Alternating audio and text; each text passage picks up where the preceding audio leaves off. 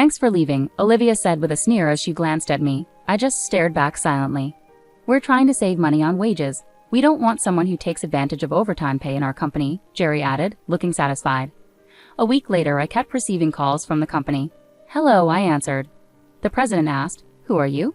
I chuckled at his question. I'm Nicole Wallace. I'm 57 years old and I've worked here for 35 years since I graduated from college.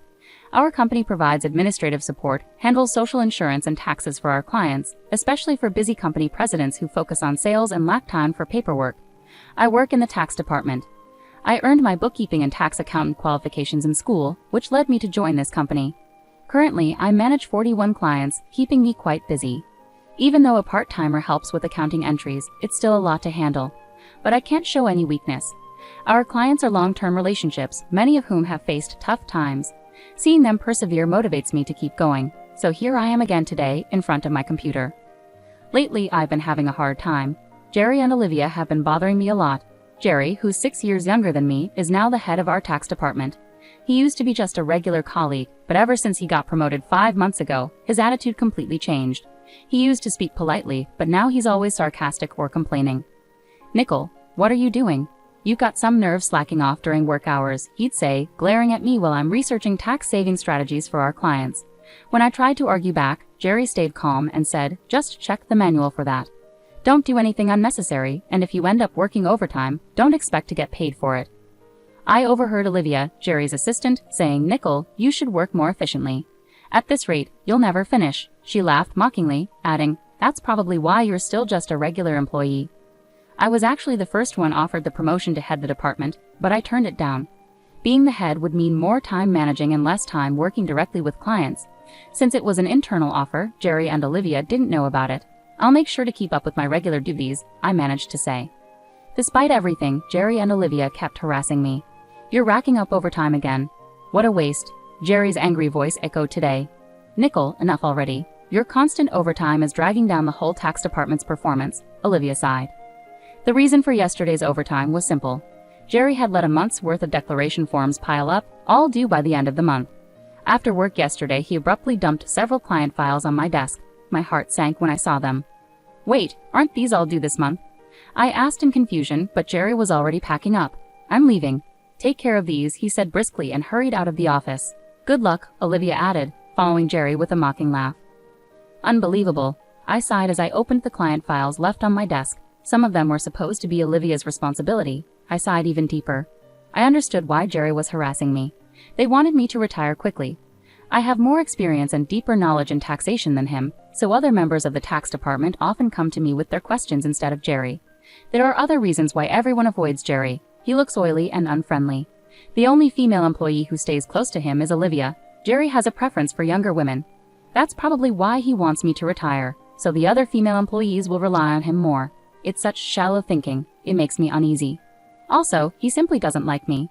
Olivia was harassing me to gain favor with Jerry. Since Jerry evaluates the tax department's performance, she probably aimed to undermine me to get a good evaluation from him. Anyway, I have to handle these declarations. I need to prepare tax forms for my assigned companies, but it seems like I won't finish today's work either. If I try to claim overtime, I'll just get complaints from Jerry and Olivia, so I resigned myself to working unpaid overtime. One day I was suddenly summoned to the president's office. Our company had recently undergone a change in leadership.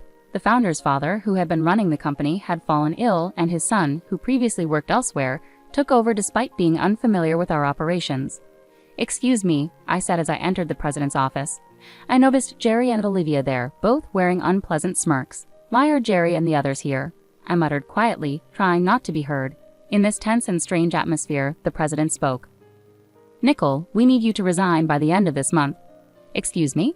What do you mean? I asked, feeling bewildered. I've been informed by Jerry and Olivia that you've been billing excessive overtime. While other members of the tax department have around 16 hours of overtime per month, you've logged over 83 hours. Doesn't that strike you as odd? Jerry and Olivia haven't logged any overtime this month. Quite impressive, don't you think? The president looked at me sternly. The reason my overtime was so high this month was because I was covering Jerry and Olivia's workload. I wanted to explain, but blaming Jerry could make it seem like I couldn't manage my time. So I stuck to the facts. I haven't overbilled for overtime. It's because I couldn't finish my work within regular hours, I clarified. The president sighed deeply. I'm skeptical, but without evidence, I won't pursue it further. However, we can't continue to employ someone who works at that pace, so I need you to resign.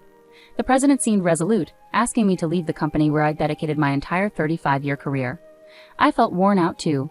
No matter how much extra work I took on, it never seemed to be acknowledged. Instead, I ended up shouldering Jerry and Olivia's responsibilities as well. Yes, I understand. I'll resign at the end of this month, I repeated to the president, realizing I had already agreed to it. I glanced at Jerry and Olivia. They were smiling smugly, clearly pleased with the outcome. After leaving the president's office with them, Olivia sneered at me, saying, "Thanks for quitting." I just stared back at her silently. Jerry echoed the sentiment, looking down on me as well. "We're cutting labor costs. We don't need someone who takes advantage of overtime pay at our company," he added, seemingly pleased. As I watched them chat cheerfully, I began preparing handover documents for all my clients.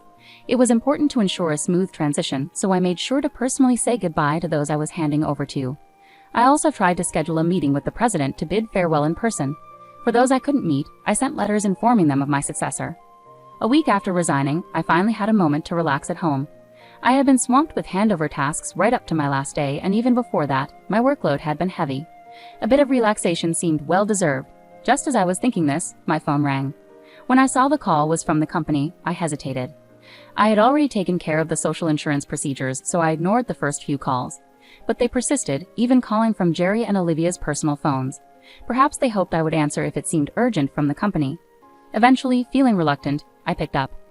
"Hello. Nicole, it's chaotic here," the president said urgently. "Who exactly are you?" I chuckled bitterly. "Who am I now? Just an unemployed woman. I've resigned from the company, so that's all I am at the moment." The president continued urgently, "Since you left, we've had 55 calls to halt transactions with the company. Please come back immediately." With that, he abruptly hung up. He sounded genuinely panicked. It seemed I had no choice but to return. Reluctantly, I got up and headed back to the company. As soon as I arrived, Jerry and Olivia were waiting for me. Their faces were pale, and they had dark circles under their eyes. "What's going on with both of you?" I asked, surprised by their sudden change in appearance. Jerry glared at me and said sharply, "Since you left, we've been bombarded with calls to stop transactions. Not just from your clients, but from potential new clients we were about to onboard. What did you do?" Olivia also eyed me suspiciously. "I never imagined Nicole would stoop so low." "I'm truly disappointed," Jerry remarked, his voice filled with disillusionment. The reason for their worn-out appearance was likely due to handling all the cancellations. I hadn't taken any actions against the clients, but I had a hunch why they were canceling their transactions. "Well, these cancellations seem inevitable now," I muttered quietly. "So you did do something," Jerry erupted. "Get to the president's office immediately." He then hurried me along to the president's office, with Olivia following closely. "President, I brought her," Jerry declared forcefully as he swung open the door, with Olivia entering hastily behind him. "I've been waiting," the president said, fixing his gaze on me. Jerry accused me as if I were the culprit. "It appears that Nicole was involved in the cancellation of transactions with our clients. We should not only have her resign, but also consider legal action for damages," Olivia argued vehemently, choosing her words carefully in front of the president. The president ignored Jerry and Olivia's interruptions and turned to me again. "Why did so many companies stop transactions after you left?" I took a deep breath and replied firmly, "It's simple. Our clients didn't just need basic tax management. They valued the personalized tax-saving strategies I offered. They could get cheaper services elsewhere, but they chose to stay with us because of the tailored approach I provided." Jerry snapped at me. "Who do you think you are to talk like that to the president? Do you really believe you're that indispensable?" Olivia taunted, "That's absurd. It has to be Nicole's doing." The president's expression was serious. Jerry and Olivia focus on operating strictly by the book, optimizing efficiency. But Nicole's approach involves more than that. It's about offering custom strategies that benefit our clients individually. One-size-fits-all solutions don't always meet our clients' needs, which is why many valued Nicole's contributions and chose to remain with us. Jerry grew visibly frustrated. "How can we justify spending so much time on each client's case? It's inefficient." "Yeah, it's not practical," Olivia added emphatically. The president sighed deeply and revealed, "Actually, I just spoke with Dad, the former president. Some of the clients who stopped transactions went directly to him to discuss Nicole." I was taken aback by this unexpected turn. I hadn't realized the extent to which clients valued my contributions. Dad mentioned that the tax department thrived because of Nicole. She not only managed her own clients exceptionally well, but also supported her colleagues' clients, offering expertise that Jerry can't match. Dad also mentioned that if Nicole hadn't declined a promotion earlier, She would have been in a higher position than a department head by now, the president said with a troubled expression.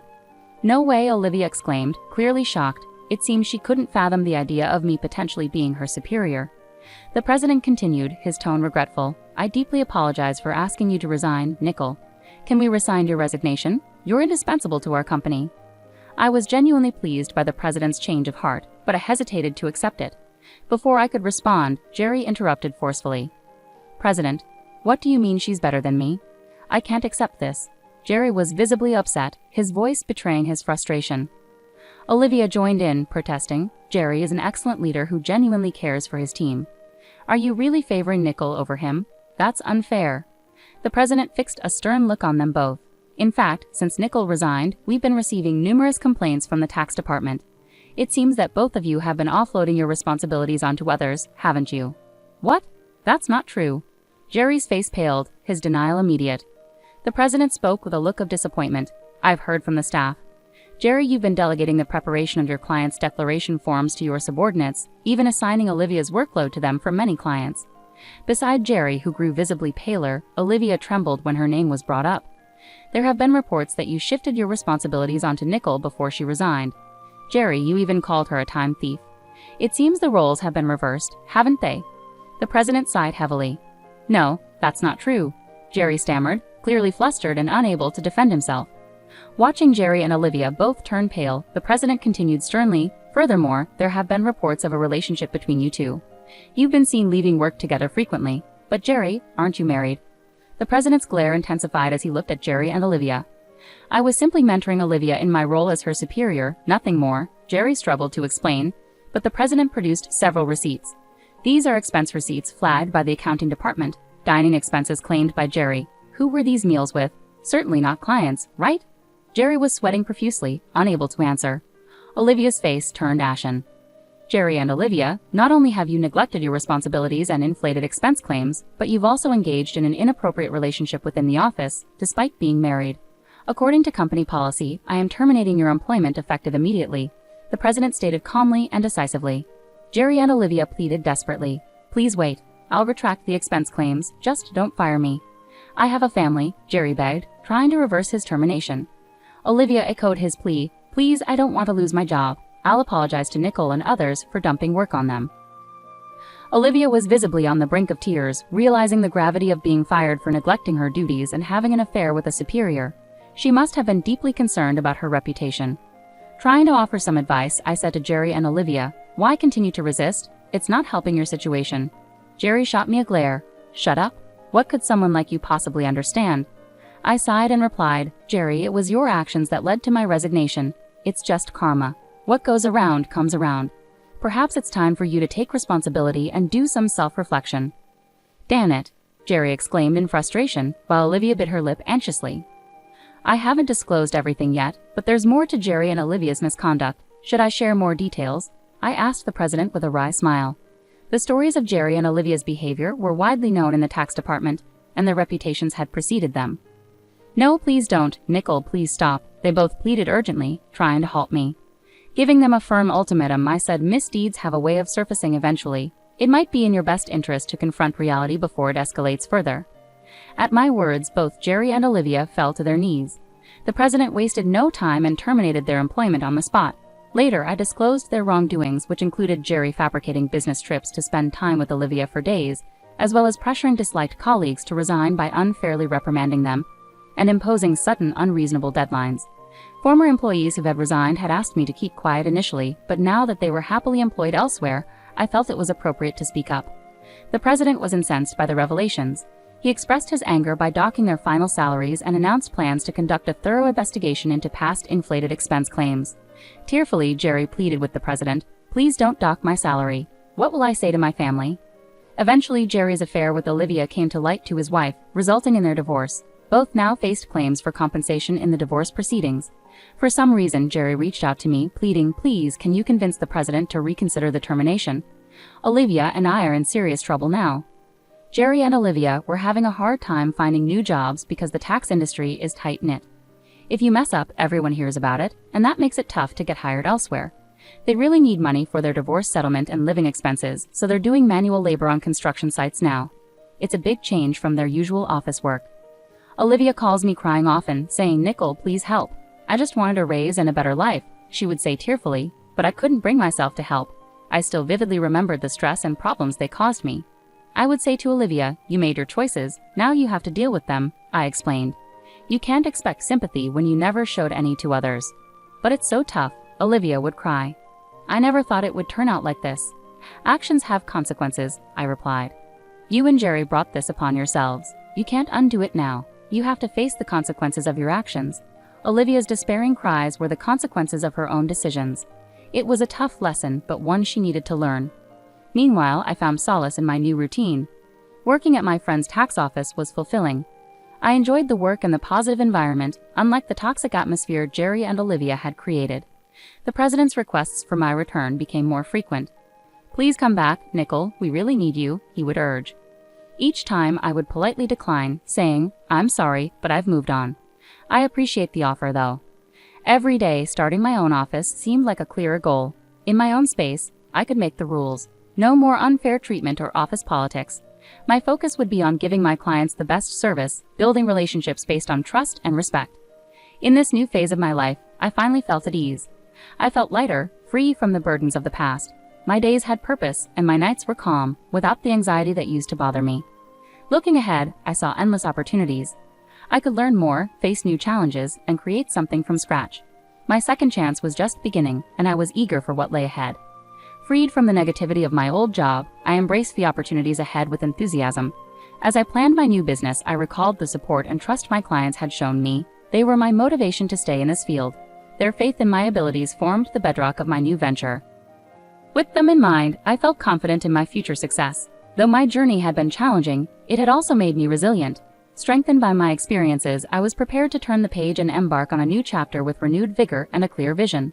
Ultimately, Olivia and Jerry's setbacks served as a stark reminder of the importance of integrity and respect in the workplace. Their story underscored my commitment to fostering a positive and supportive environment in my own office. Moving forward, I carried the knowledge that I could overcome any obstacle. My determination and resilience had brought me this far and would continue to guide me in the future. My second chance wasn't just a continuation of the past, it was a fresh start filled with promise and potential.